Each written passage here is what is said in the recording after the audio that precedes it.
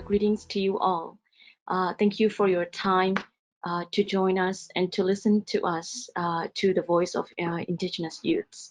So welcome to everyone from session 5 of the series of webinars organized by AIPP on the occasion of International Day of the World's Indigenous Peoples.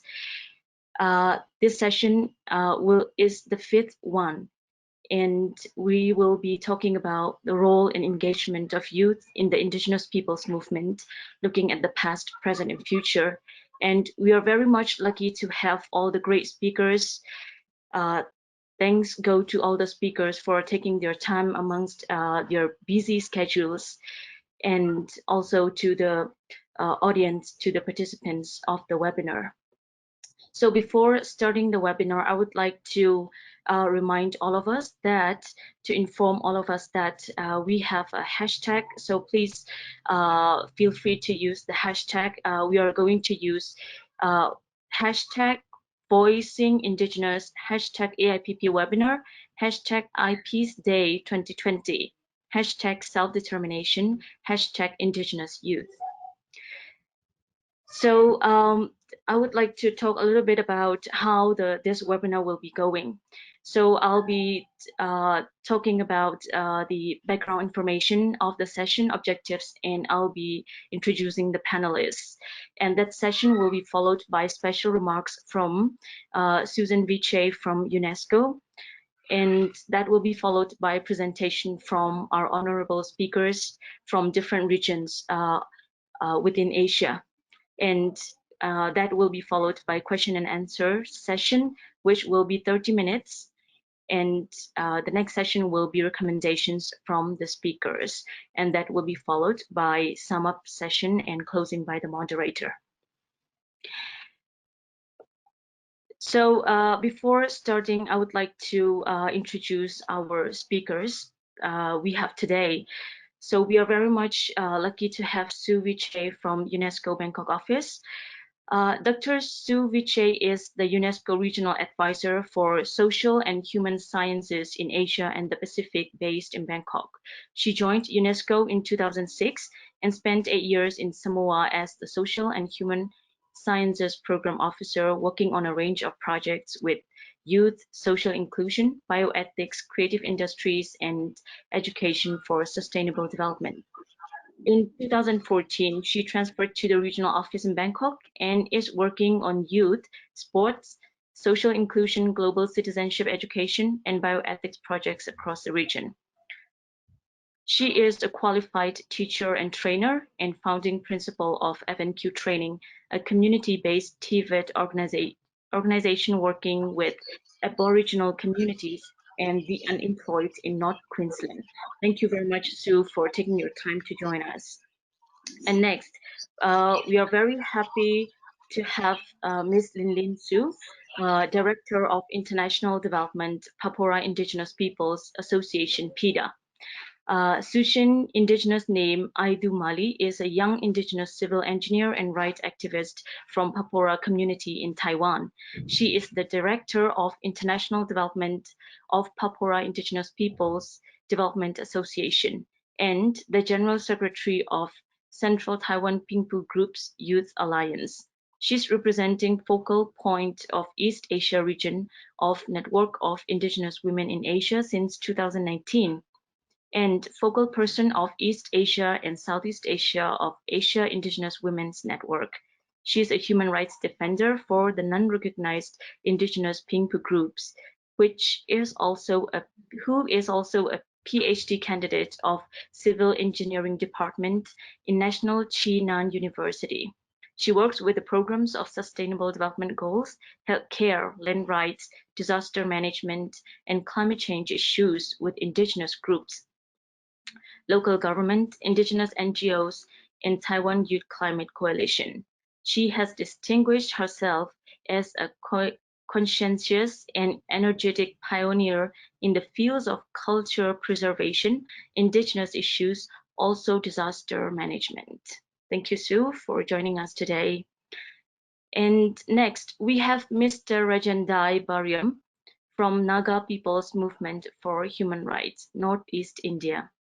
Rajendai Baryam is an Indigenous rights activist and a research scholar from Northeast India. He engages with the Naga people's movement for human rights and work with the indigenous communities in Northeast India. He is an executive member of the Asia Indigenous Youth Platform. His areas of interest and involvement include food systems, indigenous movements, and education. Thank you very much for being with us today, Rajendrai. Next, we have Kejung from Myanmar. Kejung is the founder and director of the Indigenous Peoples Partnership, AIPP, based in Myanmar. He is currently serving as an interim council member of the Asia Indigenous Youth Platform and former spokesperson of the Council of Naga Affairs. Thank you very much, Kejung, for being with us. Last but not the least, we have Ms. Isa Cesarian Mariano from Asia Young Indigenous Peoples Network, AIPP. Isa Mariano is an indigenous youth from the Cordillera, Philippines. She started to volunteer work for indigenous youth since her graduate years. She joined a cultural group, Dapayan ti Cultura ti Cordillera, or People Center for Cordillera Culture, to learn about the culture, which opened her eyes on the true issues of indigenous peoples in her region in the form of songs, theater, and dances. After graduating college, she decided to be a full-time staff for Cordillera Youth Center, a youth organization that provides platform and venue for youth in the city, such as educational discussions, workshops, trainings, and self-belongingness among indigenous youth. After that, she became the program coordinator of Asia Young Indigenous Peoples Network, AIPP, then the Asia Pacific Indigenous Youth Network, APIAN. Isa is now serving as a network administrator, AIPP. So we are looking forward to hear many regional perspectives from Isa. Thank you very much. So we will start with Sue, and I would like to welcome Ms. Sue, Dr. Sue Viche from Unesco Bangkok office to give the special remarks for our webinar. The floor is yours, please. Okay, I had a slide presentation. If someone can put, do I put that up myself? Sorry, I don't know. There we go. Hello, everybody. It's great to be here today, and a happy World Indigenous Peoples Day to everybody, and International Youth Day coming up next week as well. So it's a good celebration for Indigenous youth. I want to tell you a little bit about how UNESCO works with youth and how we then translate that into the work that we do with Indigenous youth. So on the next slide, you will see that we have three main areas that we work with youth. So our whole philosophy of how we should work with youth, it's not actually about us saying that youth should do certain things or just training youth and skills building. It's about how youth can actually take action themselves and how we as the agency with the knowledge and the capacity can support them to be able to do that. So the three areas that we try to target, the first one is policy, because we think that young people should be able to have a voice in the policies that affect them. And those policies vary from health and education, which all young people are involved in, to directly things like youth policy. So this is across the board. The second area is advocacy. And here again, this is about young people being heard. And I think that there's some really great global examples of how young people's advocacy can be effective at the moment. And many of you will have heard of Greta Thunberg in Sweden, who is actually making global news headlines as an advocate for the concerns of young people, and getting really, it shows that young people care, and it also shows us directly what it is that they care about and the changes they want. And the third area is action. And this is where young people, it's not just about talking about the things they want to change, it's about doing the change. And I think today you'll hear from the other young people exactly the kind of policy, advocacy and action work that they're involved in doing. And these three are really important in terms of giving youth some power to direct their own lives and their own futures and decide what, the things that are important to them. And of course, all of those things don't just happen. You're not just born with a knowledge of how to do policy. So capacity building is cross-cutting across all of those three areas.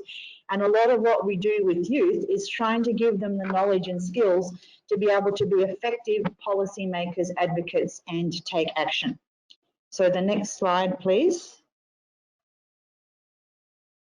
So what's the first thing that we need to do with all of this? Now, it doesn't matter whether you're Indigenous or not, but when we're designing a program like this, we really need to listen to what's important to young people. If we're doing a project on policy or advocacy or action, it's great for us to say, okay, young people need better healthcare services. But in fact, if we really want youth to, take charge and lead their own destiny, we really need to hear from them about what the issues are. So I think the first thing from our particular way that we try to do this is that we would like to listen to young people. What are their issues? And also, what are those solutions for how to respond to those issues? Because the solutions also need to be grown up by young people. And I think one of the reasons that we particularly wanted to start something with Indigenous young people is when we have a group of young people, Indigenous young people's concerns may be overwhelmed by the other concerns of young people. So of course, Indigenous young people have a lot in common with other young people, but they also have specific differences. So it's really important to create a safe space where young Indigenous people can also talk about their concerns and agree on what are the things that they really want to prioritise in terms of action. So next slide. So when we actually try to build our program on policy, advocacy and, sorry, I just have a message. The first thing is it should be shaped by youth. So essentially what we do here is we consult with young people. So it's really important when we're designing any program that it's built on this consultation. And with Indigenous youth, rather than us saying these are the priorities, we did a series of consultations and they actually identified the priorities that they would like to work on. Next slide. So the next thing that we want to do is we really want youth to be not just saying what the issues are, but being a part of developing the solutions and deciding how they're going to respond to that. So again, we have to set up structures so that young people can actually be in a position where they talk to each other and they have decision-making mechanisms that allow them to come to some kind of a consensus about how they will do that. So next slide. So the next thing that we try to do is we try to put in some kind of a structure so that young people are actually there and it's not a project steering committee that's UNESCO and AIPP and others. It's a project steering committee that is the youth themselves. And we support them to do that, but they should be the ones that are actually thinking about what it is they want to do and deciding how they do it. And then thirdly, the next thing is that, and we haven't quite got to this yet with Indigenous youth, but what we're trying to do with our programs is also have young people evaluate, was this effective? Did this program meet our needs? How would we like to change it in the future? So what we started doing in 2018, and our first report will just come out next week, is we asked young people to do the evaluation themselves. And this particular evaluation looked at all of UNESCO's programs that we ran here from Bangkok. And in fact, it's young people's opinions on what we did well, what we didn't do so well, and how we should change it in the future. And we want to make this evaluation the third plank of how we do all of our projects. So that means when we're talking with Indigenous youth, it's just the same as with other youth. It should be shaped by youth, managed by youth, and evaluated by youth. And this is somewhat of a challenge, and it takes a long time to set up, and this is where that capacity building comes in and is super important. But through our consultations with the young people over the last 2 years, what we've come up with is the Asia Indigenous People Youth Platform. Next slide. And a number of the young people that you'll see here today are part of this platform. And the idea of this now is to create a space specifically for Indigenous youth. We want to set this up so that Indigenous youth can for sure participate in mainstream youth activities. And of course, we invite the AIYP members to the other youth activities we do, but also we believe that they need their own space to talk about the issues that are important to them that may not be so important to others. And I think there's a couple of clear ones that have come out of the discussion. Things like land rights are much more on the agenda of Indigenous young people than they are in terms of mainstream. So this is UNESCO's kind of global approach. It's about partnership with youth. It's not, we try not to be top down, we try to be very bottom up. We try to do this in a way that facilitates the youth to be involved in policy advocacy and action, but on their own terms and focusing on their own issues and their own priorities. So that's our program, and I'm happy to answer any questions later on. Thank you. Thank you very much, Sue, for your insightful remarks. And I really like what your words. I think the highlight was the program, the project shaped by youths, managed by youths, and evaluated by youths. That was really the highlight. I think that would be a very big takeaway for every one of us, because time and again, it's the space.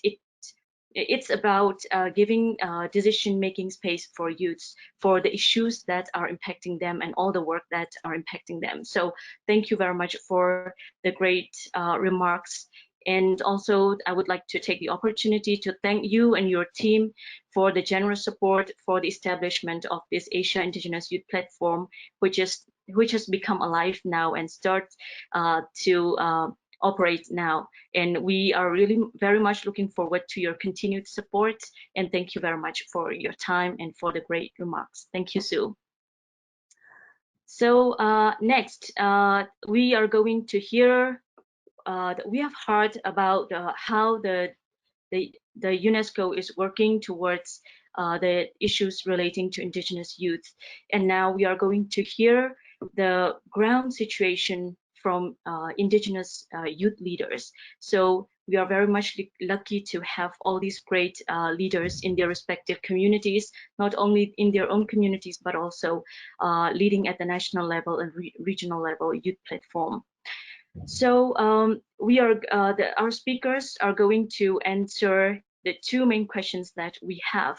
They are going to share us the stories from the ground.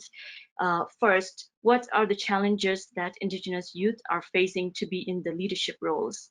And second, what do Indigenous youth, where are Indigenous youth when it's about Indigenous peoples movement? So we are going to hear all the different sorts of stories from our youth leaders.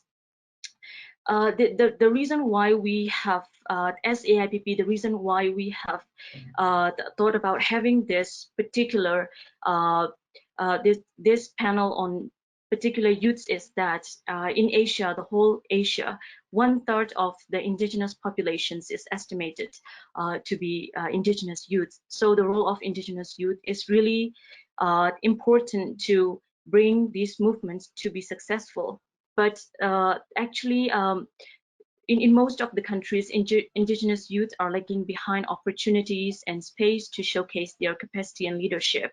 And the future depends on how all these Indigenous youths are engaging in the movement. So we are going to hear the engagement, the role, and the contribution in strengthening Indigenous peoples movement from our youth leaders from different countries. So first, we would like to hear from Ms. Lin Su, Director of International Development, Papua Indigenous Peoples Association.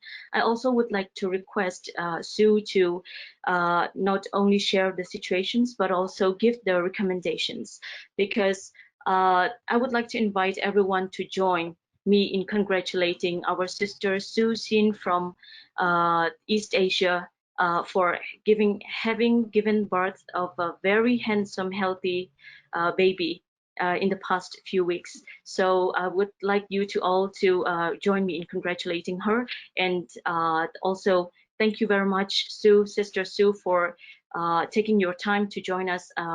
Even though you are being hospitalized. So your commitment and your contribution to this panel and for the youth movement is really, really appreciated. So the floor is yours, Sister Sue. Hi, everyone. I'm Sue from Taiwan. um, I just had my son in the past few days. And when we talk about the youth, indigenous youth situation in East Asia, I think many people would think about how can we to be the real indigenous. But to me, um, recently I just think about what kind of the world that I can give to my son. Because as indigenous youth, we are in the middle um, between the modern world and our indigenous world. So it means we have a lot of conflict and challenge in our life. We face the modern life, we need to have the income, we need to be very modern, we can communicate with the people with a new environment, especially when we talk about money, when we talk about the people who can speak loudly, the people who have the right position, who can make the decision to change the world. But as we are indigenous people, actually we really want to protect our mother nature in this world because we don't know what we do because like we buy the new we build a new dam for a better electricity, for better world, maybe a better economic, but we didn't know what we're going to lose, like we're going to lose our land, lose our right to be indigenous.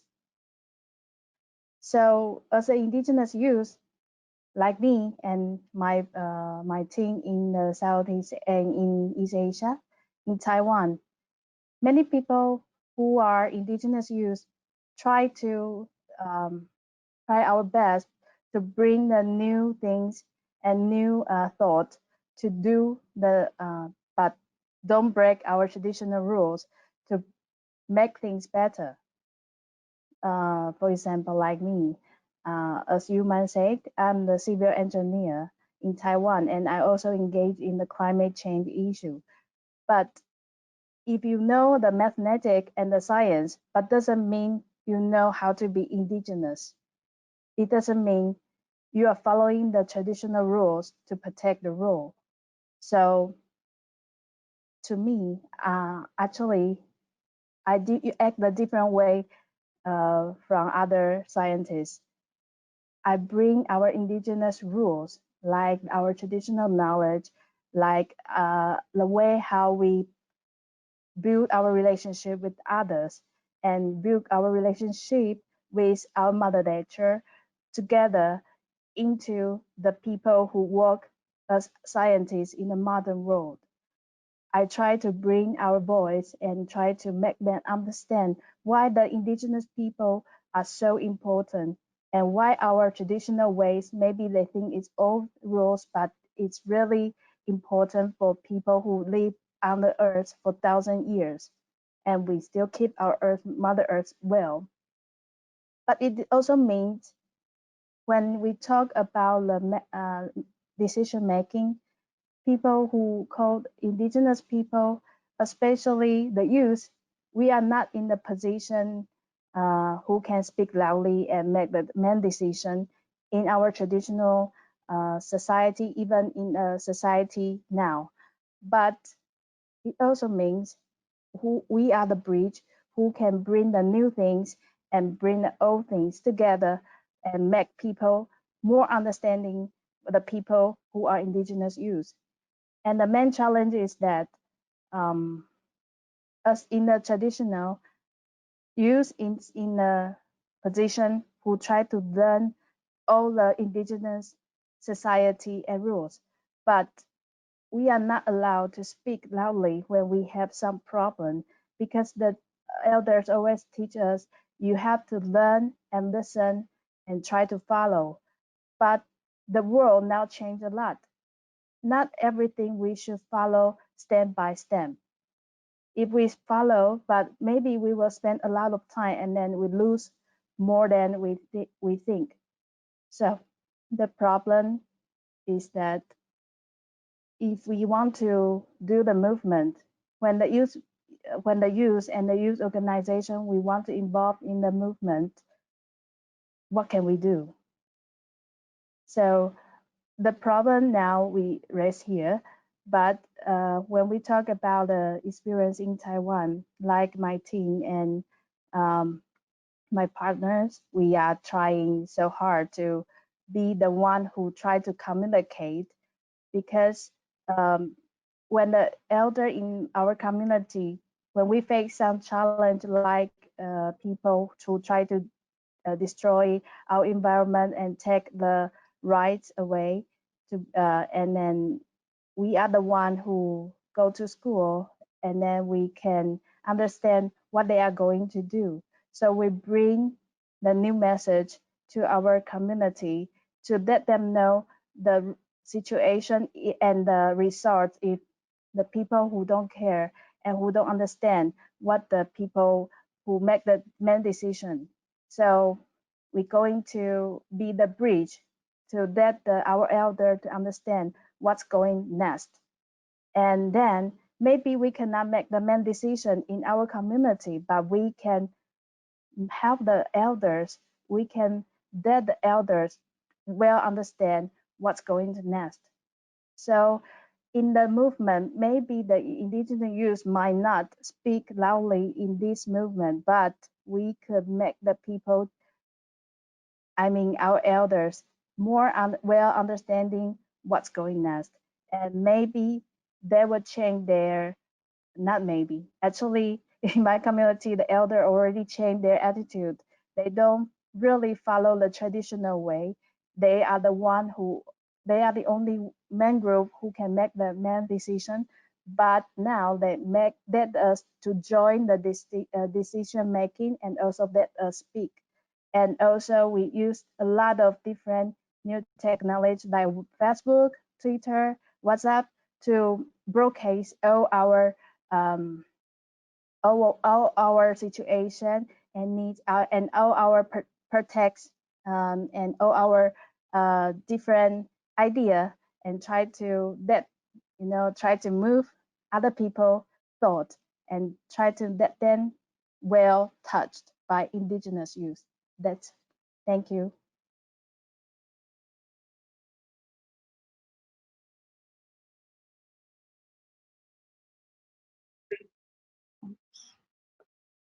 Sorry, I think I was muted. Thank you very much, Sister Sue, for highlighting very, very important points for Indigenous youth. You yourself being a scientist and contributing and serving as a bridge between traditional communities, our elders, and the modern technology. So thank you also for highlighting the need and the demand for Indigenous youth to serve as bridges between mainstream society, modern technology, modernization, and our traditional livelihoods and traditional worlds. And also you highlighted our traditional lifestyles and indigenous ways of living are always very much closely attached to Mother Earth, Mother Nature. So thank you very much for your insightful sharing. Next, we move to a young man from India, Mr. Rajendai. So, sir, we would like to hear from you in the context of South Asia. Where do you see indigenous youths in indigenous peoples' rights movement, and what are the challenges that indigenous youths are facing? The floor is yours, Raj. Thank you, AIPP, for giving me this opportunity. And also, yeah, I would like to thank UNESCO also for nurturing the youths and have also, involved us in action and policy making. And yeah, I'm really thankful for nurturing us in that way. And yes, I am from the Northeast India, and yeah, I think I will be touching upon the issues in South Asia.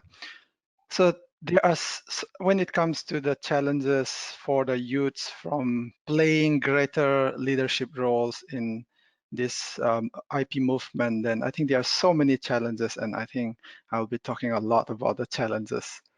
So yeah, I think to begin with, I think I want to start from the more structural angle.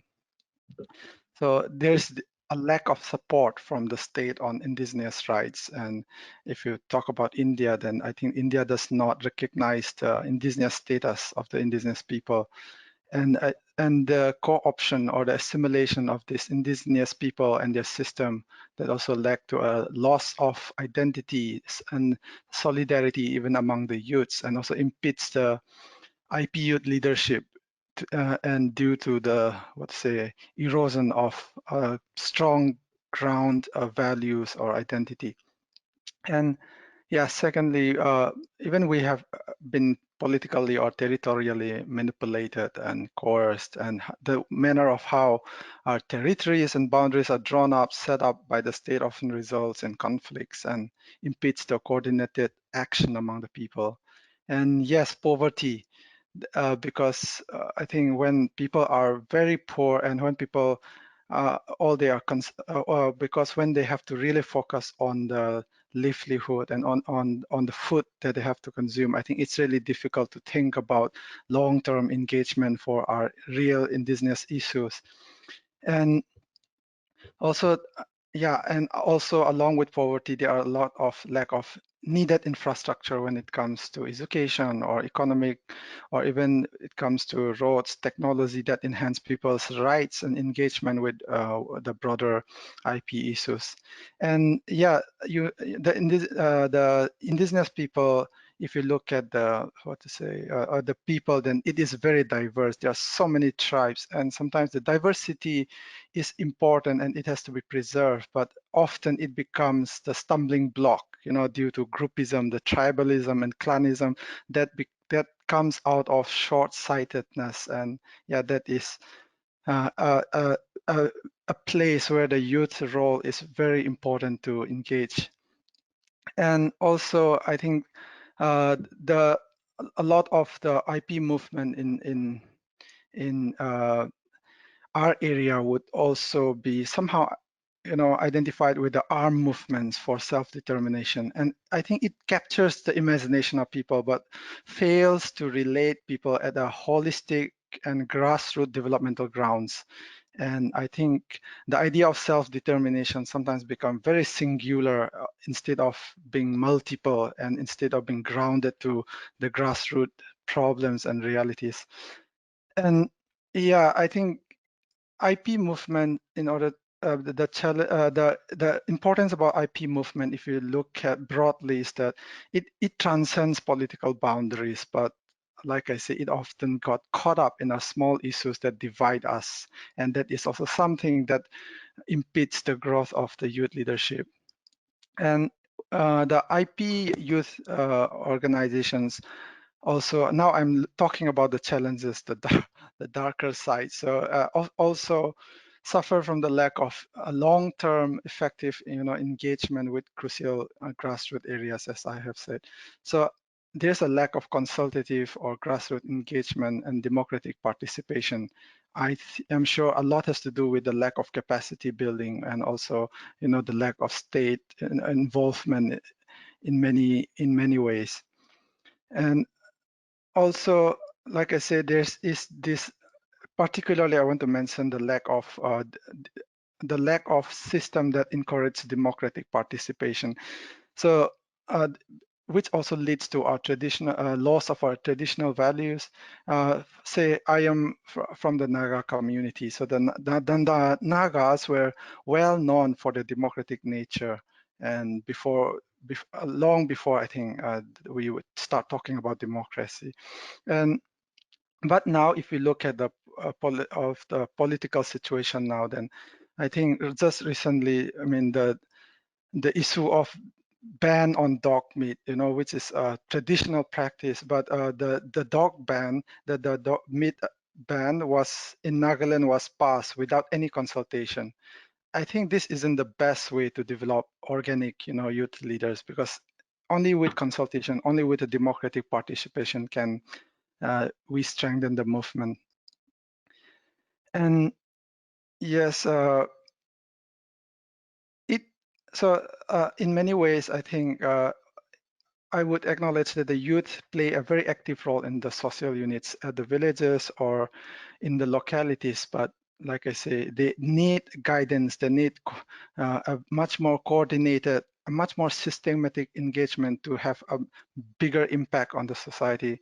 And yeah, I think in that way, sometimes we also observe festivals or we observe functions or short-term things, but I think some need for coordinated or systematic engagement is needed. And of course, there's also a lack of awareness of IP issues and rights, and I think very effective communication that can relate the IP movements in terms of real grassroots issues that can connect them to their very life. And I think this missing of, I think a lot of organizations lack, I think, the organizational nurturing, the ability to become strong organizations. I think that is also lacking, because sometimes I think a lot of what to say, credit has been given to the charisma of the leader, and instead of really training some organizational virtues and character that should be brought into an organization. And I think there's the lack of networking with larger body of movements, and which could bring us the more motivation, and also I think brings us to help us to focus beyond our immediate issues, so that the movement can be stronger, so that we can take our eyes not only to ourselves but away from ourselves sometimes, so that it is good or better for the long term. But on the other hand, I think the IPUs are also doing very good role, very proactive roles. Even especially, I think the Chittagong hill tracks are very well known for their role in, whether it be in women's rights, in education, or in land rights. And the youths are willing, and I think they often participate for social issues. But like I say, they only need guidance and help to strengthen. And I think this is an experience that I have known, while I'm engaging also. And I think one of the strong youth bodies would be the student unions and the federations. They play an active role when it comes to education, culture, and other rights of self-determination. And they also act as pressure groups politically, and also connect with a larger network of bodies across states and territories. And I think, and I think these students' union are the mobilizing force in many of the IP movements, and they have also been the one that protect our territories, that protect our people from the encroachment of big developmental projects. And I think some that could be mentioned could be like the Tipaimuk Dam, project that has been really resisted. And I think, of course, they coordinated with other organizations, but they also play a very active role in mobilizing that. And we could see that community-led actions, even under COVID, has been done, or youth-led actions with the district administration has been done. And I think that's a very good example of community-oriented youth action. Yeah, thank you so much. Okay, thank you very much, Raj. You have touched on so many issues and challenges that Indigenous youths are facing. Actually, the challenges of Indigenous youths are not limited to only the issues, things related to youth. For example, you highlighted about the land rights and like students and youth organizations trying to protect their land, territory. So all these important things that youths are trying to perform, handle, and trying to contribute in the efforts. But you highlighted the lack of clear guidance and You also highlighted about the need for institutionalizing youth organizations and networks and platforms that will allow Indigenous youth to be more effective in their engagement. So thank you very much for the great discussion. Next, I would like to invite Kejong from Myanmar. Kejong, what would you like to share about the role of youth in Indigenous peoples movement in your region? And what are the main challenges that youth are facing, especially in the Mekong region? And you will have 10 minutes to answer those questions. Thank you very much. Okay, thank you, Yimon. First of all, thank you very much for AIPP for organizing these wonderful discussions, and really thank you to be a part of these wonderful panels and to share this concern and thought and the experiences with my colleagues. And hello everyone. I will start with addressing the questions of what are the main challenges of the Indigenous people youth that we are facing, especially in the Mekong region, as well as how far we have gone through, where are we today. So these are the 2 points that I would like to highlight in these discussions. To start with the challenges, as we know that there are many challenges that Indigenous youth, peoples are facing, especially the youth in the region, across the regions. But commonly, maybe I would like to highlight what I think is also the root cause of the challenges that we are facing in the Mekong regions. Let me start by highlighting the political instability in the Mekong, across the Mekong regions. As we all know, the Mekong countries have very unstable political environments because we have a different political system. In fact, can be considered as very strange kind of a system that we have in Mekong region. For example, quasi-military democracy in Myanmar, and constitution and monarchy in Cambodia and Thailand, and also we have a single parties in Laos and Vietnam and etc. And these political systems especially have created a lot of problems in the society, where these instabilities and these problems have pushed us and also compel us to be in the vulnerable situation. We have been marginalized, victimized, and left out from the process of nation buildings and peace process, and also the reconciliation. I think this is something that is extremely difficult time that we have been going through, and the challenges are still very much difficult ahead of us.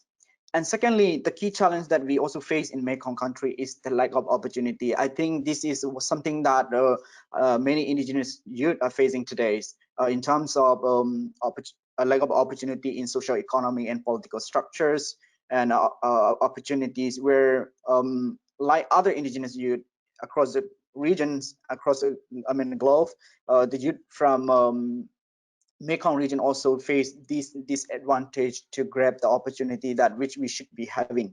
For examples, even to access the fundamental rights such as education and healthcare is still a challenge and a problematic limitation for the indigenous youth in the Mekong region. Third, I would like to also highlight these important issues, that is the systematic discrimination and assimilation, the thing which is also very common kind of issues that we are facing in the indigenous communities, which indigenous youth from Mekong regions are facing today, that this systematic discrimination and assimilation through education systems, culture, and economic dominations have been long existed in our regions, that which we continue to face today in Mekong region as well as in the whole regions. For instance, a country like in Myanmar, state imposed systematic discrimination and also assimilation through educational activity or other cultures and economic activities. And I think this is imposing us to manipulate, compromise who we are, to be in these systems, to be who, to become, pushing us to become who we don't want to be, and compelling us to accept these things. I think this is one of the challenge that we are facing in the regions.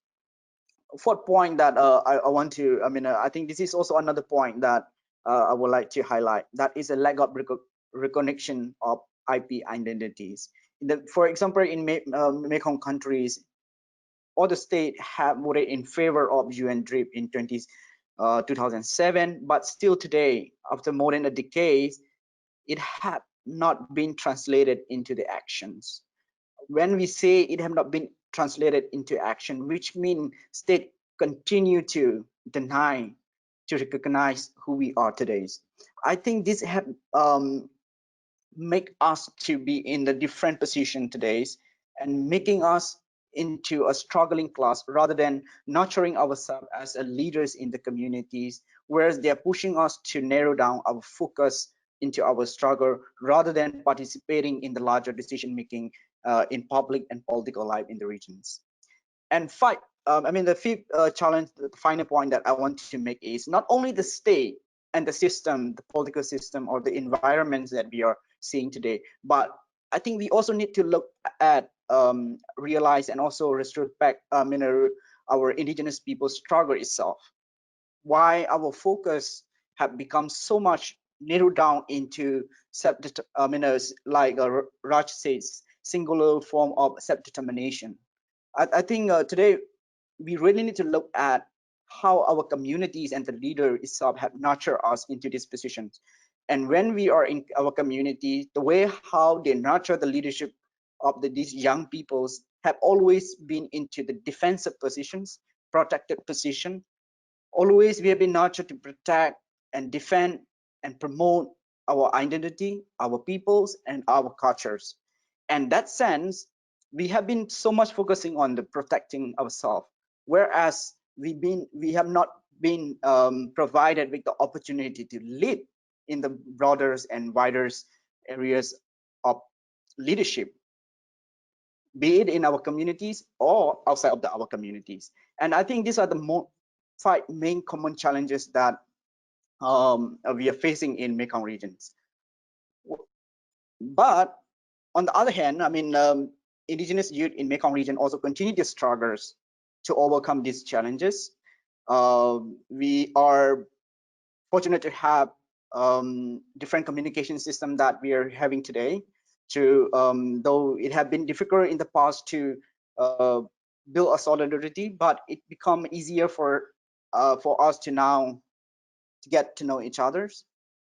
And as we speak, I think it's also important to recognize that where indigenous youth are today is they are already in the front row to protect and also stand up for who we are. I think there are many indigenous youth, young peoples in the front row already. I think this is something that we have to acknowledge and recognize in these panels.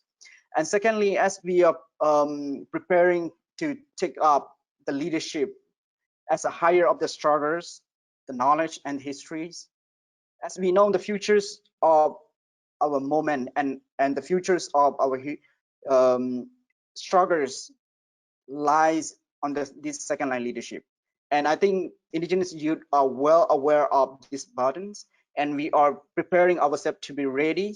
And this panel itself is a kind is that struggles, that how are we going to carry that collective responsibility as indigenous people around the regions, how we are going to shape the future of indigenous youth. Third, I think indigenous youth from the Mekong as well as from Asia and also globe, we have also been pushing the alternative indigenous movement structures that is building, engaging solidarities, capacity buildings and networking, that I think which is something different from the traditional struggles that we have been doing. And I think this is important initiatives that we are taking up. For instance, the recent initiative of Asia Indigenous Young Platform through UNESCO's, UNDP's and AIPP participating indigenous youth from the different countries in the one single platform is something that is, I think, very encouraging and positive step that we have taken. I think that have to be continue to strengthen, and that have to be continue to broaden in the wider level. That I think that will bring us more closer, one step closer, and also that will help us to strategize how we have to go in the futures, and that will also help us to give opportunity for the empowerment and building more systematic solidarities and networking among the indigenous youth. Finally, I would like to say that today indigenous youth are not as a leaders, but also we are in the defense area of position as a defender in our community as well as in the regions. So today in the Mekong regions, many indigenous youth are participating in the as a human rights defenders, environmental rights defenders. We are activists of the climate for the better, like climate change and political activisms. And there are many different initiatives, but first, as defender in our community is something that I think a positive step that we have been taking up. So to sum up with my point is that I think in spite of having many challenges in the regions like political instabilities, lack of recognition, assimilations, and also systematic discriminations, lack of recognizing us who we are, and also the struggle itself that put us into a vulnerable situation. But despite of that, I think the kind of solidarity moments and networking and collaboration among the youth have somehow shown us the opportunity in the future that how we can work together, and that also give us kind of hope that we can definitely overcome one day if we work together. So thank you very much. Thank you very much, Kijong. You have touched upon many important points, and due to our time constraint, I will just highlight two main points. That the first one is you talked about political instability and all the issues, the challenges that it has created in the region, and the importance and the need to nurture youth to be in the leadership role. And the other one is like the reason why we need to build a strong second line leadership. So thank you very much for touching upon many important points. Thank you very much. And last but not the least, I would like to invite Ms. Aisa to share about Aisa, as you are also representing AIPP here. We would like to hear the regional perspective about the challenges of indigenous youths to be in the leadership role, and then where do you really see indigenous youths in the in different communities at the regional level? Thank you very much, Aisa. The floor is yours.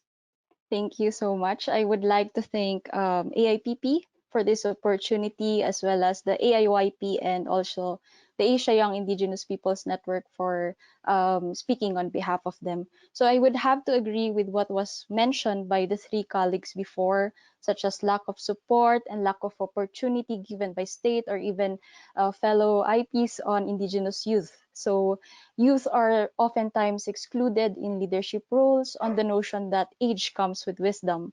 Sometimes the youth are restricted to state their ideas and being told that they are still young.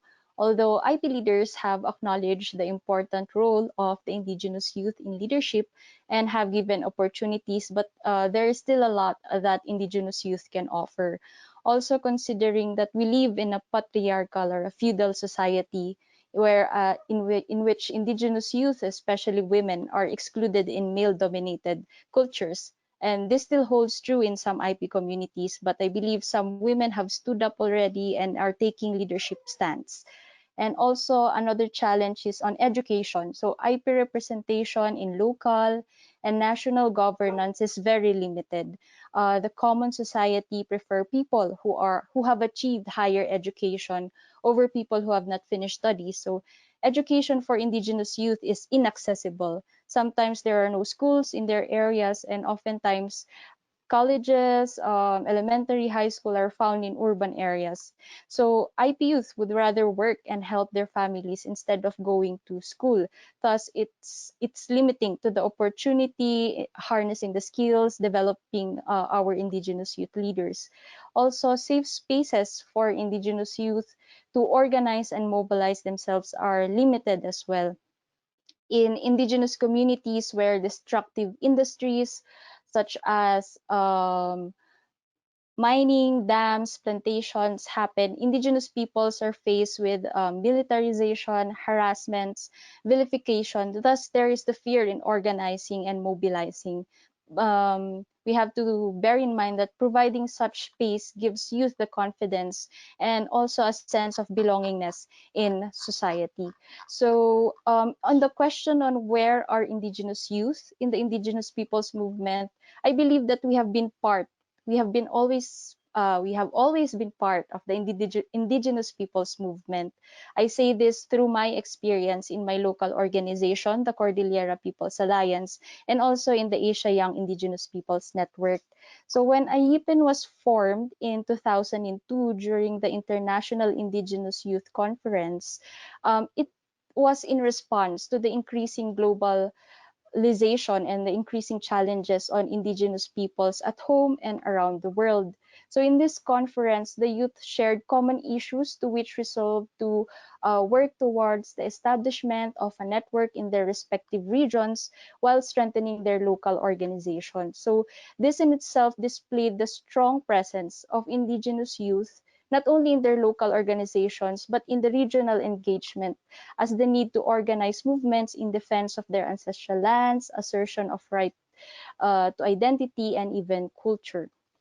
So the international gathering developed the strengthened solidarity relations among the indigenous youth representatives from around the world. It recognized the need to empower us so that we can uphold our vital role as trailblazers in society despite the difficulties and challenges that indigenous peoples worldwide confront on its own. So I would also like to add that the youth also valued their action in the movement, and so we see some of our leaders taking part in bigger roles and are working already for the wider indigenous peoples.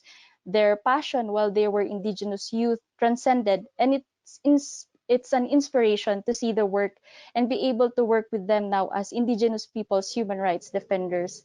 So if I would mention a lot, I mean, it would take an hour to mention the people we have worked with in AIPP, in AIYP. So we see a lot of our indigenous leaders already taking a wider role in the defense of the rights of indigenous peoples. So through the years, I think AIPP an increase in membership and focus on capacity building, strengthening of local organizations as well.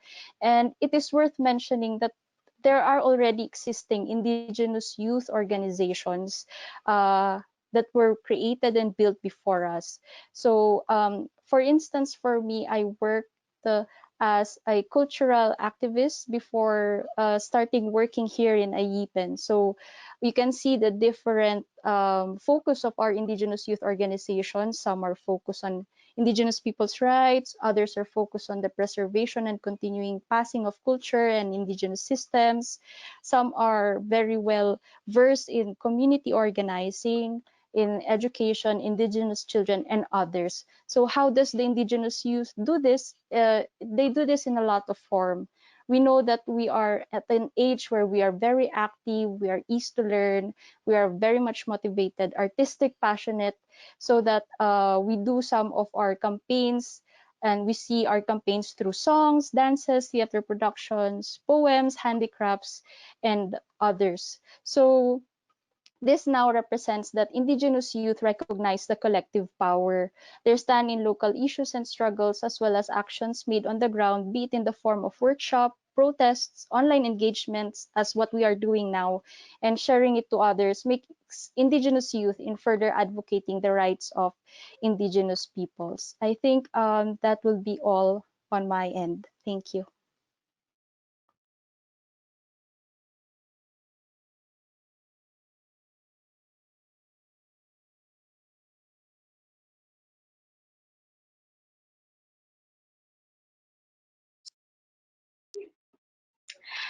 Thank you very much, Isa, for bringing up so many important points, among which I would like to highlight a little bit about lack of opportunity, lack of access, again, leads to systemic discrimination for Indigenous youths, especially when it comes to education and employment, especially in government agencies, and many other challenges brought about by the elders, with the notion of indigenous youths being still too young. So all these different challenges are things that we really hear at the community level and almost in our daily lives. So thank you very much for touching upon very important points. We have come to the question and answer session, and we have got a few very interesting questions for the speakers. The first question is for Sue from Bangkok. How the youth organizations are financed and who is deciding about what's worth to be supported? Can you please kindly answer the question like in 2 minutes, Sue? Thank you.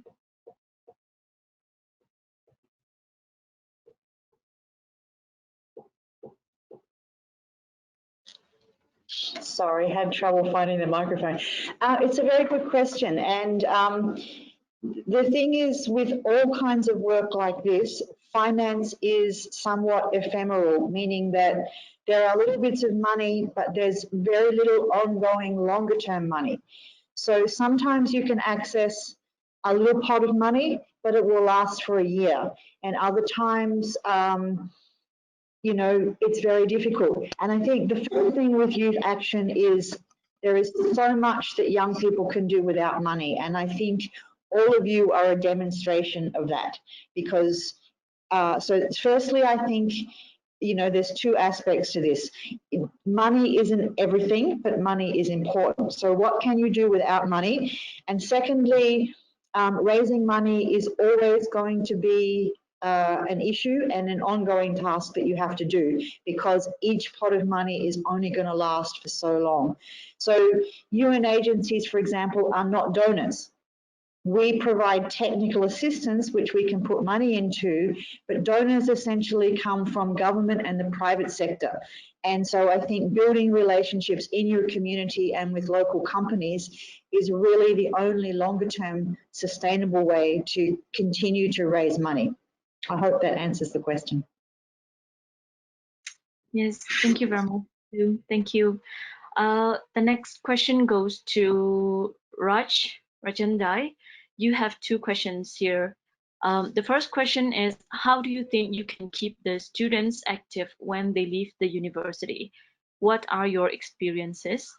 And the other question is, how is co-option manifested as you mentioned structures? What is one possible way out of this? Raj, the floor is yours. Yeah. So to address the first question, I think I want to say that to be active in protecting our rights, to be active in an indigenous issue, you know, once you graduate, I think it's not something very far or it's not very far-fetched to do. I think it's about, I think, seeing the struggles at home, seeing the struggles in your community, and because indigenous issues are not something that is, you know, beyond our reach, right? Because this is common, a lot of it are common issues, and I think because giving the rights, but the problem is that there have been a lot of structural injustice against them, and they need a lot of attention. They need our involvement, and they need our involvement, and they need our contribution. So I think in that way, I think if you see that, then I think there are a lot of work that has to be done. And I think if you just look around, then even recently, I just thought that I have to start off, to work for the people for the students under COVID lockdown. And I just started to mobilize some people, and then I think I realized that there are a lot of people who are willing to work together with you. And when you have a common cause, and when you can relate the problems right to the ground, and I think these are things that can be addressed. And I think the second question was about assimilation, right? Yeah. Yes. So how is option manifested? Okay, I think that And is, one possible way out of this. So you also have to provide a solution. yeah, I think yes, there are a lot. I think when it comes to co-option or assimilation, there are a lot of ways, because I think it doesn't just come from the state, right? It comes from, I think, the Western. I think we can talk about the materialist or the Western cultures that are globalized and exported to all of the world, and somehow, or even to our, if I mean, as a northeastern, and to even to our colonialist, what to say, past, no, or our colonial past, because it has a lot of roles on that, and I think it needs a lot of engagement. As a people, we need to come together, start discussing, and start seeing a different reality, you know, that okay, that was our past, but should they really continue to, or should those past realities really need continue to hold on us? I think, but when we come together as a group, as a people united, and start collaborating, I think we create a different world, and I think a new reality is not so,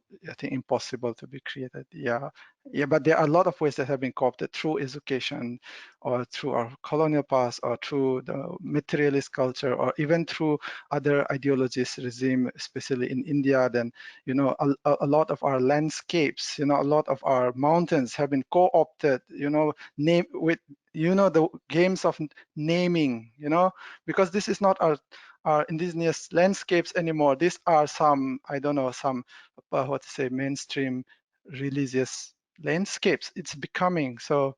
Yeah, we are endangered in many ways, and there's a lot of work to do. Right. Okay. Thank you very much, Raj. And the next question goes to Kejong. Oops, just moved. Okay. So you are requested to cite an instance of how youth are pushed to become who you don't want to be. How youths are pushed to be who you don't want to be. Yes, please. I think maybe I should give one example from Myanmar. For instance, we have this I mean a school run by Minister of Border Affairs. So I mean these are also targeting for many, I mean, indigenous youth to be enrolled in that boarding schools. And in order to be in order to get enrolled in that schools, first you have to change your religion, and second, you know, you have to some many oftentimes, you know, you have to change your name for, I mean, that sometimes they think that your indigenous name is not not directly saying that is not acceptable, but you're pushed to consider that your name sounds funny, therefore, you know, you have to be, your name should be you know, something that fit into the mainstream. So I think this is something that you know, through the providing opportunity for indigenous youth, you're being compelled to compromise with who you are, or I mean what you want to, I mean how you have to identify as yourself. So that is one instant, I mean examples. Another example that I will want to say, I mean share, is that, for example, in Myanmar, uh, my name is Kejong, but in different areas my name have been, I mean, pronounced in different tunes and different sound. Sometimes a lot of indigenous I mean names are spelled I mean incorrectly in different tunes and sounds in the schools, and also in the, I mean, official papers and all that. In that sense, you've been pushed, I mean, systematically into that I mean a situation, though sometimes you are not even realize that you have been, I mean, assimilated into that, but you are being slow, I mean, spontaneously assimilated into those systems. I think these are something that that is we are talking today.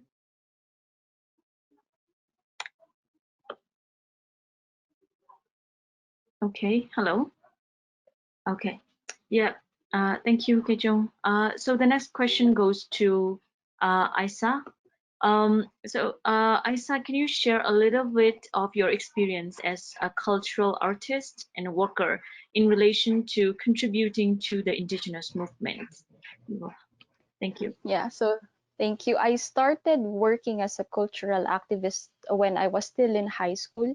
So I joined the organization, the Anti-Cultura Cordillera because I wanted to know my culture. I grew up in the city, so I had little knowledge of what my culture was. So it started from knowing my attire, from knowing the dances and such, until such time that the issues of indigenous peoples are conveyed now through the different forms such as theater production, songs, dances, and such. And it's a strong message actually. We go away with the norm of just paper, PowerPoint presentations and such. Art has a very strong message. Art conveys a very strong message, especially to people. And in communities, they would really want to see this kinds of forms. They're into seeing and also feeling that these different indigenous struggles. So it's ongoing. So we do songs, such we do theater productions in conveying, and you can really see people are very interested in these cultural forms. Thank you, Isa. So the next question goes to Sister Sue. You talked about the technology that youths try to work together with the elders. So can you please also share the experiences of yours of intergenerational learning, transformation of knowledge, wisdom, and encouragement from elders to youth? And the other question that we would like you to answer is, what part do you think Indigenous youth can play in shaping technology, specifically artificial intelligence, which can play a large role in defining lands and territories? Sue. Um, Actually, when we talk about the new technology, actually, sometimes we will think about it's like new things, and some elders they are really afraid to touch because they think they will change things a lot, change the world. But in my experiences, when we talk about technology, it doesn't mean we let the technology to control us. It means we use the new technology to do something that we want to do. So, like in my community, when we, some traditional songs or some traditional legend, used to we have to follow our traditional rules that only the elders who can speak or who can sing the song, and they can sing and they can talk. But if the elder pass away or we don't have other young generation learn those things, those culture might be lost. So in my community and my team, some young people try to use the camera or video, try to record those things. But in the past, those kind of things is not really allowed because they break the rules. So um, the youth, when we get together, we have many things we can discuss. How can we talk with our elders and try to let them understand what is the real situation in the world now? So they finally allowed us try to record what they are talking, what they are singing. Even in the past, the woman and the men and the men group tried to do the weft. I mean the weaving, but there are a lot of challenge in Taiwan because many young generation we have to go to school, we have to go to work, and some people like Isa maybe they are not grow up in the community. So for those people who are not in the who are non, I mean maybe they are non-woman. So if they have the interest, will they have the chance to learn how to weave it? I mean the boy. So the youth NGO like Youth Alliance, we make new different. We are like a bridge. We try to negotiate or try to share some challenge and the new plan for our in the elder with the elders. So some elders they try to teach those people who even not girl, they are boy, they can come to learn how to weave. So And during the within the lessons, we are also recording and try to share some special skills on the internet with other youth who cannot join but who are really interested. So that's what we are doing here. And okay, yes. Okay, thank you very much. Thank you, Sue. And here we have a question for Isa again. Oh, this is not a question, but a comment. What an important decision you made to start with the dances, attires, and a conscious decision you made. Very important for IP youths everywhere. So this is more like a comment. So we go back to Rajendai. The question is, I want to ask you about political situation in Nagaland. What has been the role of youth to tackle promoting peace and settle down mind of indigenous peoples communities in the area to have mentally peace from this conflict, government versus underground? So can you please like answer in 2 minutes, Raj? Thank you. Yeah, I think, of course, I am not an expert, and I don't think I would be able to really give a good answer. But from my part, and I think it's important to see that I think a lot the political situation, the way how the state also deals with the people, and I think it's not just, or it's not on equal terms, right? And I think knowing that fact, but at the same time, I think the people also have to, we as a people, we also have our own internal problems and our weaknesses. And I think the challenge in front of us, I think, is also, the thing is, it is unjust in front of us, and I think that has also to be the bigger factor for us to become united. And I think there is no one short solution, but I think it comes with, I think it is a point where we have to all come together, start learning to collaborate, start learning to, I think, push each other in the right direction, and I think collectively reflect, because I think there's no one solution that I can say that this is the solution. I think it has to come from the people, and I think it has to come from the youths, and that's why everybody has to be included in the, I think, decision making, or in this, I think, democratic journey, right? Yeah. Right. So that was a question for Raj, but for example, Isa, also Kejong, you have experiences of all these armed conflicts in your area. So if there's any like example you would like to share on the question, so it's more about the peace, mentally peace. How do these communities handle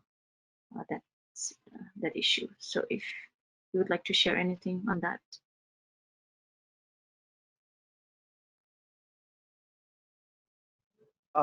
Maybe I will start. Well, Okay. I think it's also important to look at the root cause of the armed conflict that is happening, especially in Southeast Asia. I mean, in Asia. Um, we only focus on on what is happening on the ground. That is the fighting between the armed groups. But in reality, why this fighting have been there for a long time, and what are the consequences of that fightings? There are a lot of IDPs that is in Myanmar, for instance, in Chin State and Rakhine State, in Shan State in Myanmar, and also in Kachin State in Myanmar. People running away from their home, they're leaving their home, being apart from their families. And I think that this is something that is happening in the ground. Therefore, we need to look at the long-term strategy to heal this wound. So it cannot just be done by agreeing a peace. Making the peace agreement between these two stakeholders, but it have to be multi stakeholders engagement, especially the peoples who have been affected on the grounds. We also need to listen to what they feel and what they want. I think there is definitely a need of a trust building again, and there is a need of reconnecting with the people to people relationship, and people to people reconnecting in the Myanmar and also in other country. I think those are some thing that what indigenous people can do, especially indigenous youth can do, is that we can bridge this connection between the peoples. We can be a bridge between these peoples to people connections. I think this is how I think we need to support our communities, which have been facing a lot of this traumatizing armed conflict in our communities. Okay, thank you. Anything, Isa? Okay.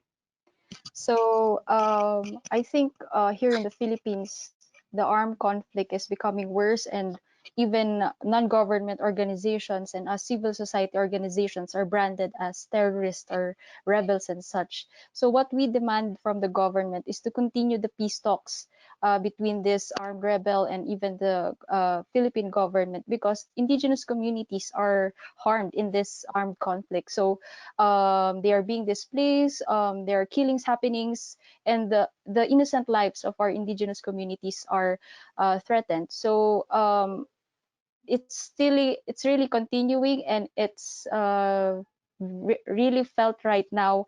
As mentioned, we in the NGOs working for indigenous people's rights are branded, are tagged as terrorists.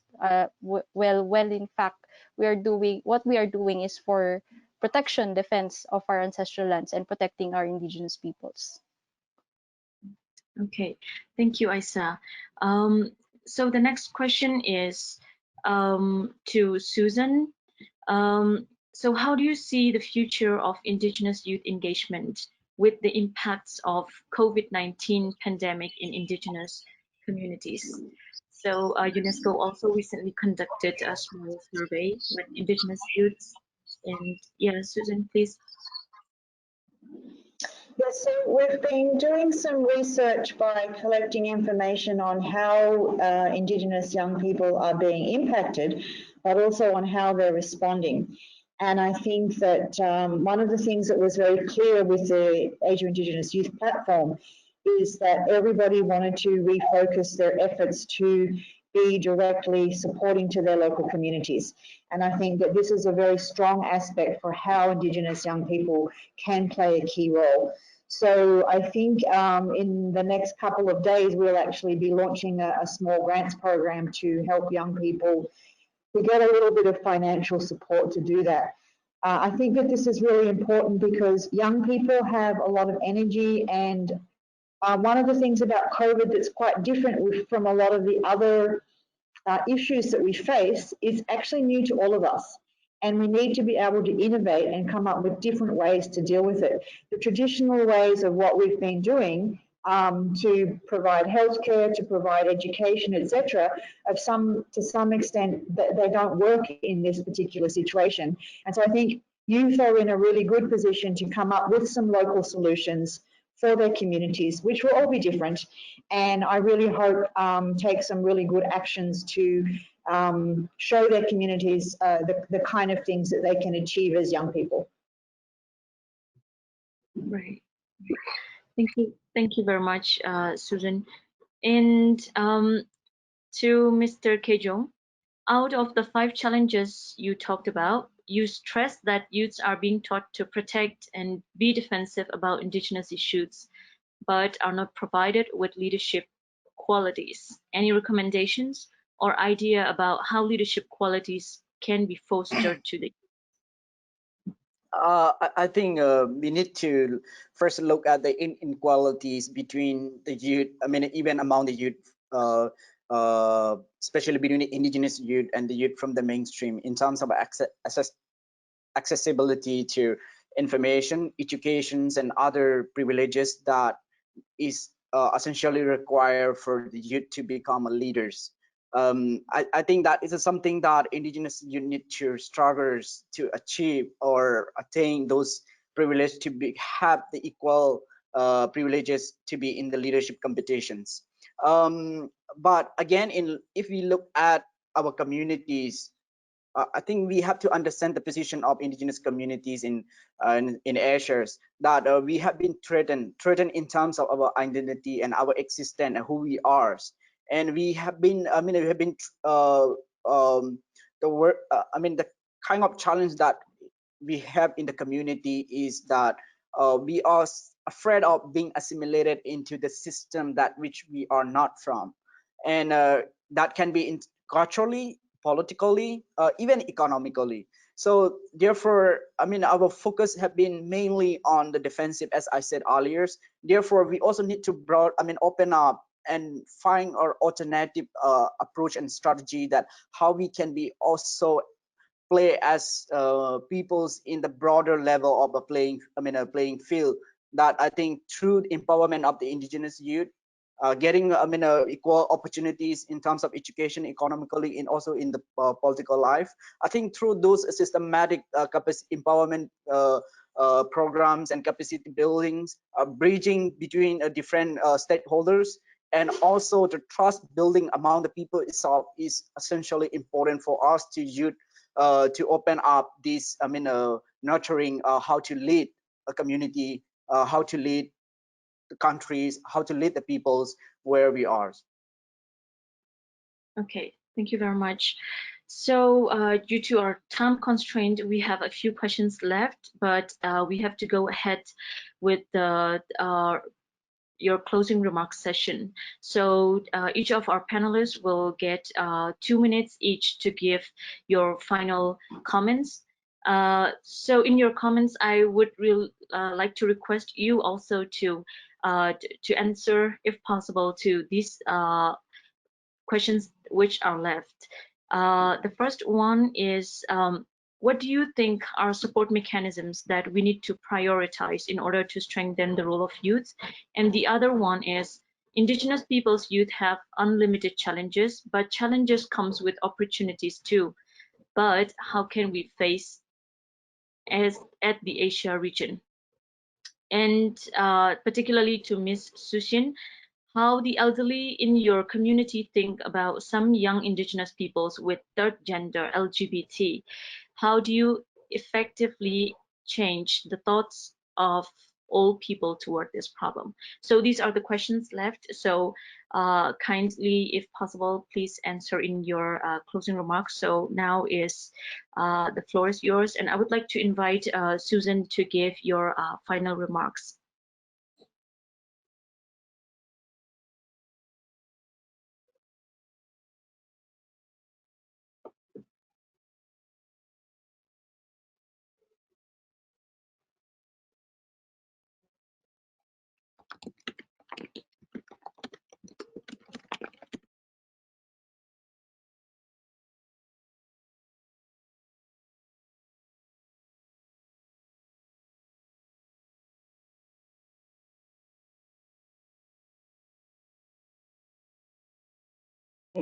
Hello.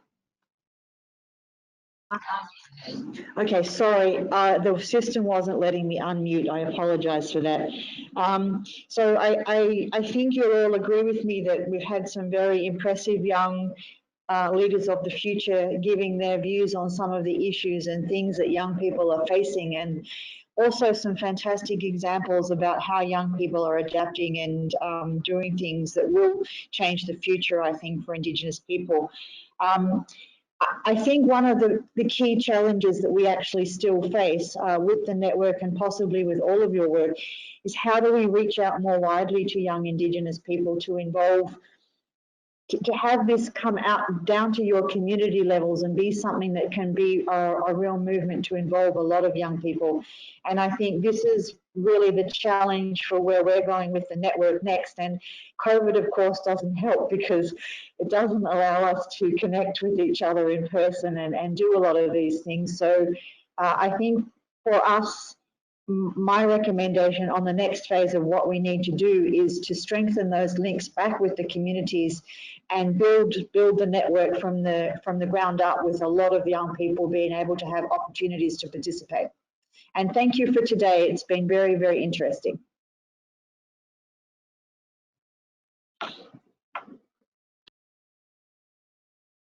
Thank you, Sue, for your closing remarks. And I would like to invite Isa to address your final remarks. Yeah, so thank you. On the question on what should be done, so I think for one is we've been talking about organizations a while back. So joining and in building Indigenous youth spaces is very much important nowadays. So at least this organization should intend to contribute to building the capacity and self-confidence of Indigenous youth in our region. How probably is through the systems of information, exchange, and also networking. Another point in which we can increase and attract Indigenous youth is by taking advantage of the technology we have now. So we have different mechanisms, platforms that we use, social media, audio-visual presentation. So we can do this once in further raising the awareness on the issues of Indigenous peoples, as well as making other people help us through in our struggles. So for my last statement probably is we carry a greater responsibility as the next holder and changer of the future. It takes courage in our line of work and advocacy where lives are at risk.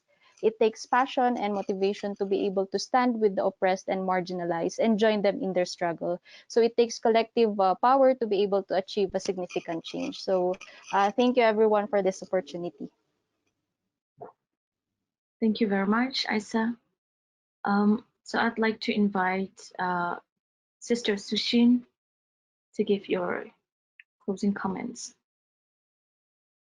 About the question, you mentioned about the LGBT.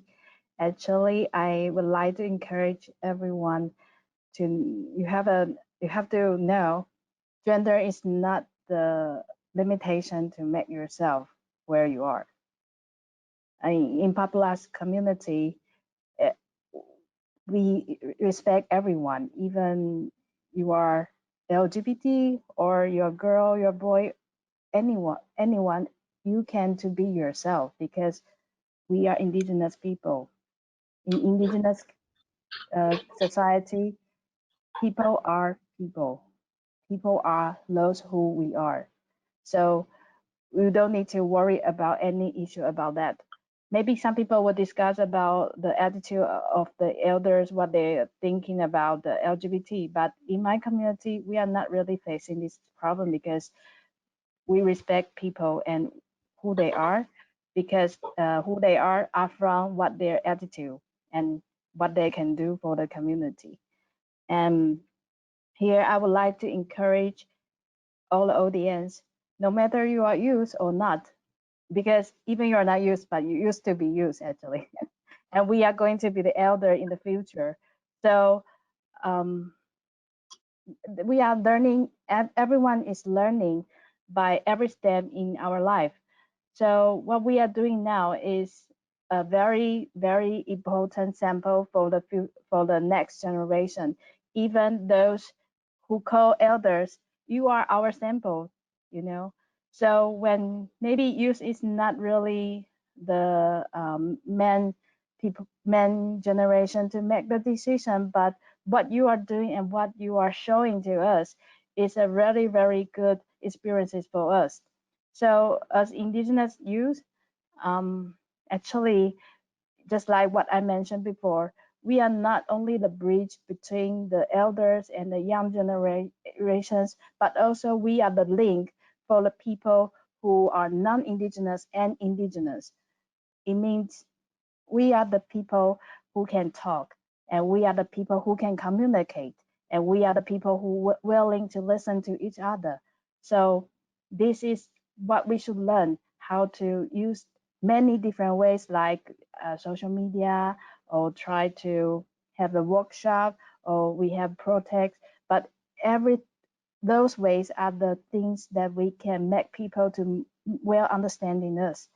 So I would like to encourage everyone, even indigenous youth, elders, boys, girls, or other people who are non-indigenous. Please try to make the world better and try to learn more things about indigenous people before you speak out or you want to speak to us. Thank you, everyone. Thank you very much, Sister.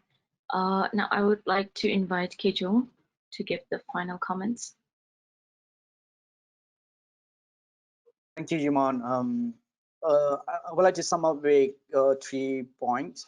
One is, as my friend, Aisha has already touched upon, that we need systematic empowerment and capacity building for indigenous people, starting from the language, others, like people-to-people connections, and also, capacity building for indigenous youth to be able to participate in the different levels of opportunities and able to take these available privileges that which we have to be equal with our colleagues. And then I think, and secondly, I think even our indigenous youth and also indigenous community, we need to open the door for engagement with a broader level of stakeholders, not to confine ourselves. I think this is not the time for us to be like that, but also, through the youth, as a change agents, I think we need to broaden the scope of our struggles, the scope of our, M4 leaderships, and the scope of, opportunities, so that we can also look at the broader levels. Last important point, I think in Asia, most of the country are in the process of transition in terms of political and socials, and also in economically. Therefore, the youth engagement is, I think, crucial, and it's important that how much we are investing on youth today will make a differences in the futures. And as I say, today the indigenous youth are the second line leaders, and investing in second line leader is, I think, is for the better futures. And therefore we need to keep on engaging with this youth to be in the decision making process, to be in the nation building, reconciliation, also in the peace process. In order to do that, I think it is also important that we build we constitutionalize youth engagement across the regions, that how we that can help us to build a collective collaborations and also forces in the globals. Thank you very much. This has been a very lovely to be in the panel. Thank you, Kejong. May I invite Raj to give your final comments? Yeah, I think, like my previous panelists have said, we need to give space for the youths to be part of decision making, because we can say that the youths are the future, but we never involve them, and so that is a huge problem. And I think all the stakeholders of the society have to say that the youth start, become the part of decision making, become the part of the policy makers, because a lot of because the youth consisted, especially in a young nation, it consisted maybe the majority of the population, and it's really important that we include them so that they induce the change that are necessary. And I think to encourage that, I think we need to institutionalize, the youth organizations, because or else these strong organizations that with long-term engagement cannot really happen. And I think such kind of steps would also earn the trust of the youth to really start joining and to really start taking action. And I think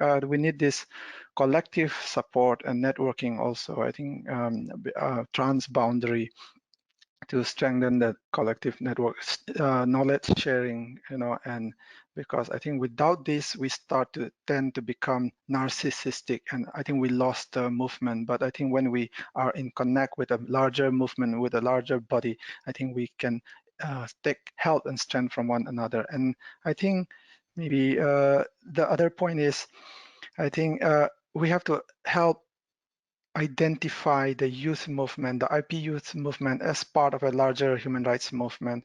Like I have said, that there is a tendency to become singular, but I think we have to really relate that this is a human rights movement, and the goals that are there are not just for the government to implement, but for it needs the voice and the involvement and collaboration of the youth for the future. Because I think that a lot of indigenous issues have world solutions. Like let's say when it comes to sustainability, climate actions, democratic participation, biodiversity, grassroots development. I think a lot of the IPs have models for us to emulate. And I think why shouldn't the youths be in realize that this is this to be a part of this movement is to be a world changer, to be contributing to a larger human rights movement. And I think, yeah, we need to be bridgers, I think, in every issue, and also encourage different people, different collaborations for a better future. Yeah, thank you so much for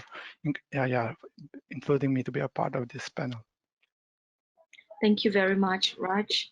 So we have come to after hearing all the great speakers and all the insightful discussions, presentations, we have come to the last session of our webinar. Actually, if we all these youths, all the speakers, I'm sure we can continue discussing all these issues and exchanging our ideas the whole day. But we have only 1.5 hours, so we have to stop. I would like to thank all the speakers, and especially for those who have who joined with us till the end of the session and raising all the interesting questions, which have also contributed a lot to the whole panel.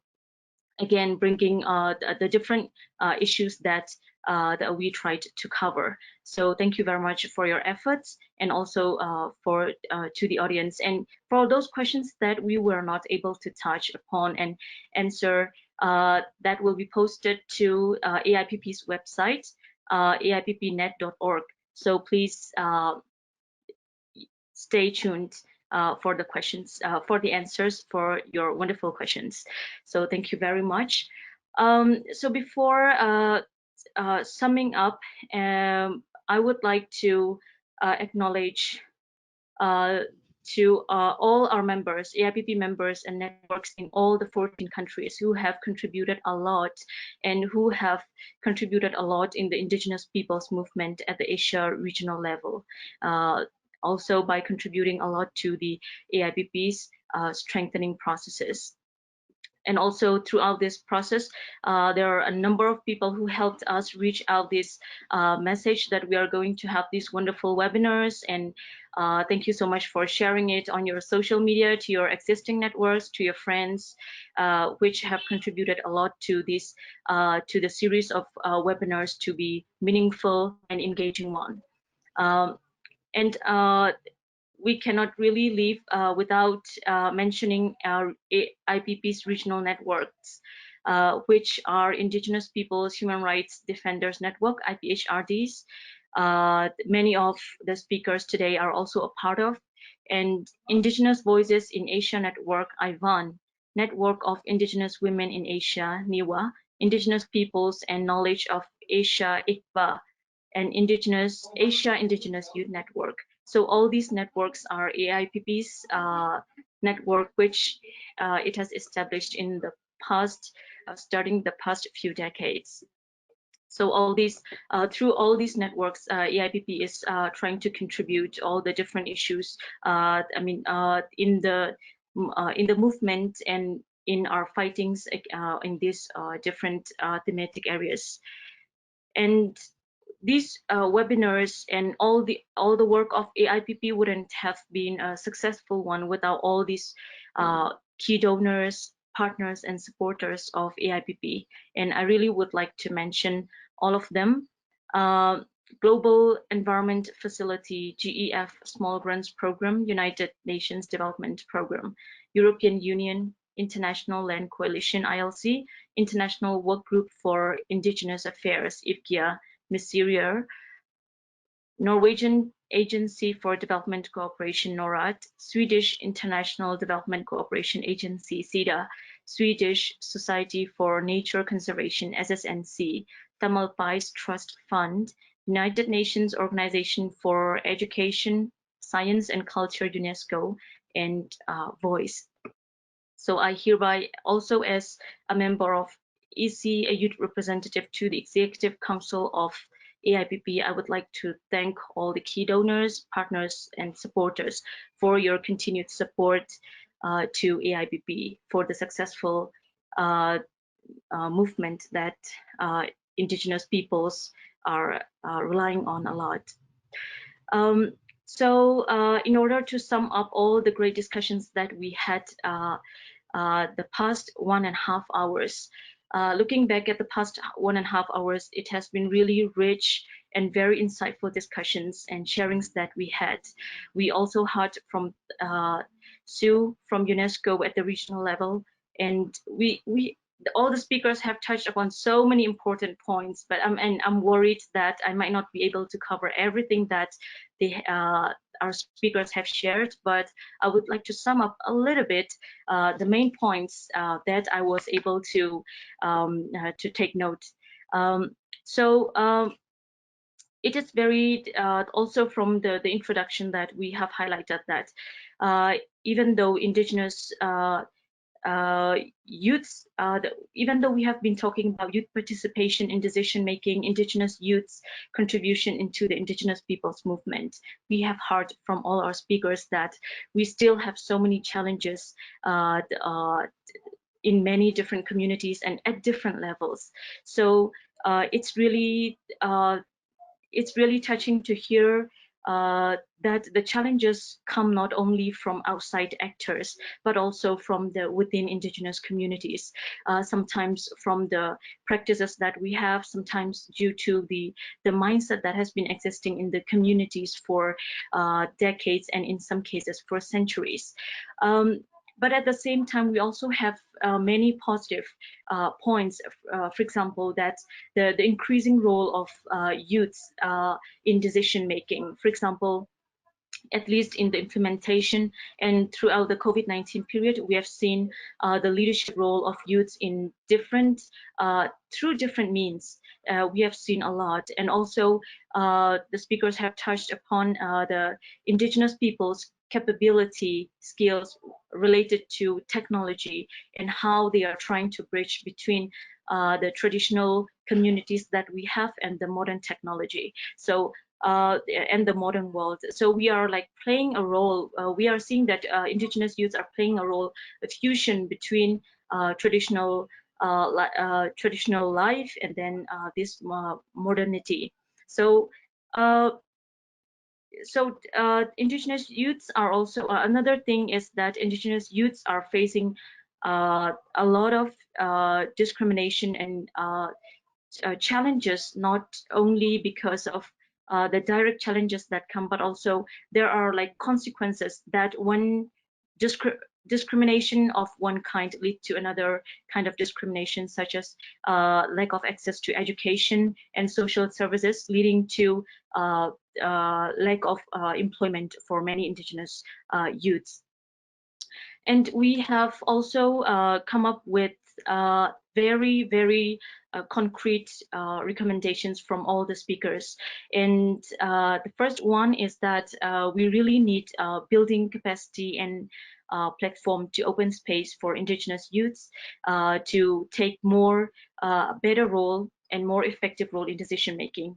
And we really need to take advantage of technology to engage all these indigenous youths in to contribute better into the existing and the ongoing indigenous peoples' rights movement.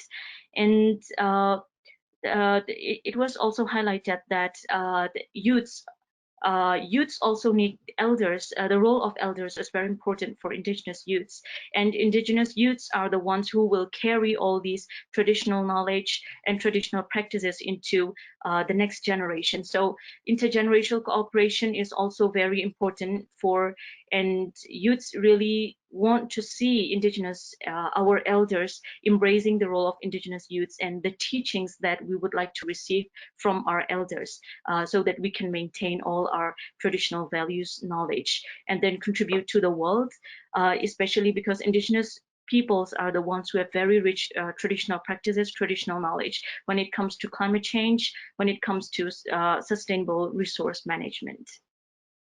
And we also really need to open door. When we talk about indigenous peoples movement, we are sometimes illusioned by the thought that indigenous peoples movement is very much related only to indigenous peoples and sometimes the government. But it was highlighted that it's very important for indigenous peoples to engage ourselves to actors outside of our indigenous communities.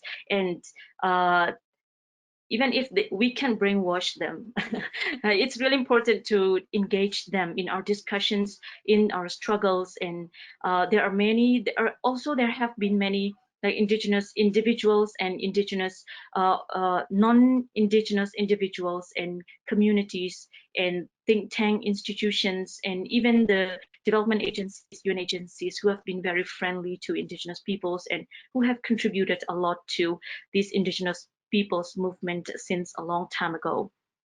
And a very important message also is we really need to it's reminding our elders and communities and development actors that it's really important to make bigger investments in our indigenous youths so that we can ensure we have a sustainable and sustainable movement and meaningful engagement with youths.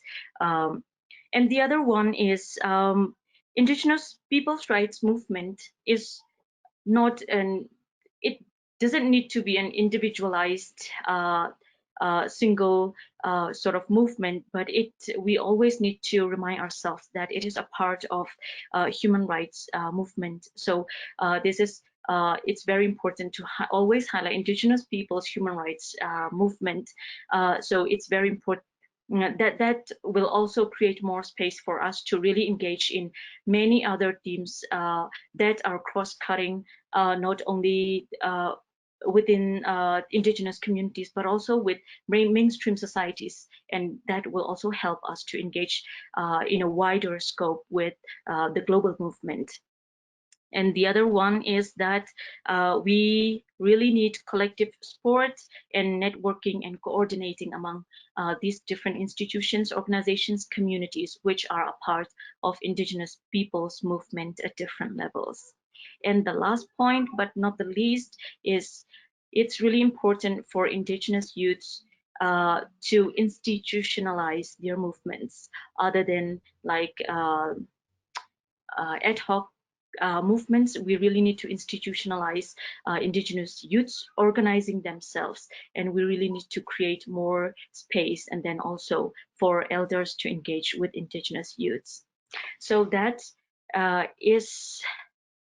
has brought us to the end of our session, and we really hope that this webinar gave you a very meaningful and many food for thoughts. And also we would really like you to share and this a recording of this webinar will be posted on our AIPP website, and so please feel free to share this to many other networks and your friends, the people who you think they need to hear and would be happy to hear.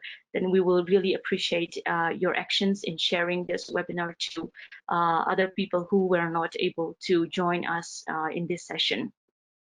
So thank you very much to the organizers, to all the team members of AIPP Secretariat who have been like, without even like being able to breathe properly, they have been with us for the past 2 hours.